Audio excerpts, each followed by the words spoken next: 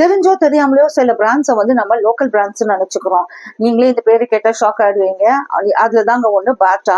இந்த பேரு கேட்டோன்னு நானே ஷாக் ஆயிட்டேன். ஆமாங்க, இது வந்து ஆக்சுவலி செஸ்நாட்டோட சேர்த்தது. இதோட ஹெட் குவார்டர் எங்க இருக்குன்னு பாத்தீங்கன்னா சுவிட்சர்லாந்துல இருக்கு. இதோட இன்னும் ஃபேசினேட்டிங் பொருள் என்ன தெரியுமா? இது இந்தியாவுக்கு மட்டும் இல்லைங்க, மத்த எந்த கண்ட்ரில இருந்தாலுமே மக்கள் வந்து தன்னோட லோக்கல் பிராண்ட் தான் இந்த பேட்டாவை நினைச்சுக்கிறாங்க. ஆக்சுவலி இது வந்து ஒரு மல்டிநேஷனல் கம்பெனியோடது. இன்னொரு ஹைலைட்டான விஷயம் என்ன தெரியுமாங்க? நம்ம வந்து இது வந்து லோக்கல் அப்படின்னு நினைக்கிறதுக்கு காரணம் வந்து ஆக்சிடென்ட்டோ கோஇன்சிடென்ஸோ கிடையாது. இட்ஸ் அவங்களோட மார்க்கெட்டிங் ஸ்ட்ராட்டஜின்றாங்க. ஏன் அப்படி நம்மளுக்கு லோக்கல் நினைக்க தோணுது தெரியுமா? நம்பர் ஒன், அவங்களோட டவுன்ஷிப் மாடல். அவங்க எந்த கண்ட்ரிக்கு போய் பேட்டாவோட பிராண்டை வந்து திணிக்கணும்னு நினைக்கிறாங்களோ அங்க போய் அவங்க வந்து ஒரு ஸ்மால் ஃபேக்டரியை உருவாக்கி அதுல உள்ள ஒரு டவுன்ஷிப்பே உருவாக்கிடுவாங்க. ஐ மீன் அந்த எம்ப்ளாயிஸோட கேர் டேக்கிங், ஹவுசிங் மாடல்ஸ், அங்கேயே ஒரு கம்யூனிட்டி மாதிரி ஃபார்ம் பண்ணி அவங்களுக்கு வந்து ஃபெசிலிட்டிஸ் கொடுத்துருவாங்க.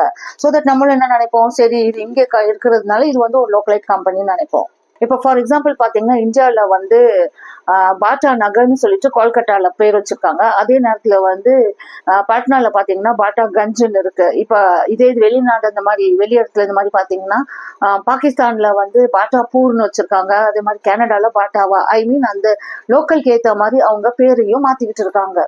மக்கள் மத்தியில வந்து ஒரு எமோஷனல் கனெக்ஷனை உண்டாக்கிடுறாங்க. எப்படி தெரியுமா? அவங்க வந்து அவங்க பேரு, லோகோ, அவங்க செலக்ட் பண்ற மாடல்ஸ் எல்லாமே லோக்கல்ஸ் ஆக்கிடுறாங்க.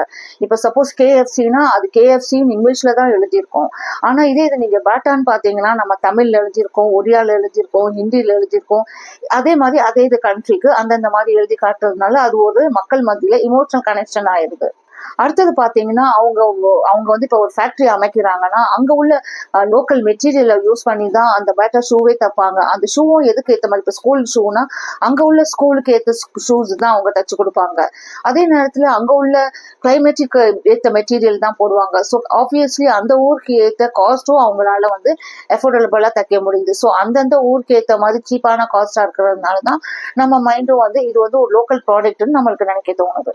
ஆக மொத்தத்துல பேட்டாவோட ஸ்டோரி பாத்தீங்கன்னா அவங்க வந்து ஷூ விற்கிறத தாண்டி அவங்க வந்து லோக்கலைட்ஸ், அந்த கண்ட்ரியோட லோக்கலைட்ஸ் மனசுல போய் இடம் பிடிக்கிற மாதிரி இருக்கு. அதனாலதான் அவங்கள வந்து இன்னமும் நம்ம வந்து லோக்கல் பிராண்ட் நம்பிட்டு இருக்கோம். It's an international brand. இந்த மாதிரி சின்ன சின்ன தகவலுக்கு என்னுடைய சேனலை சப்ஸ்கிரைப் பண்ணிக்கோங்க.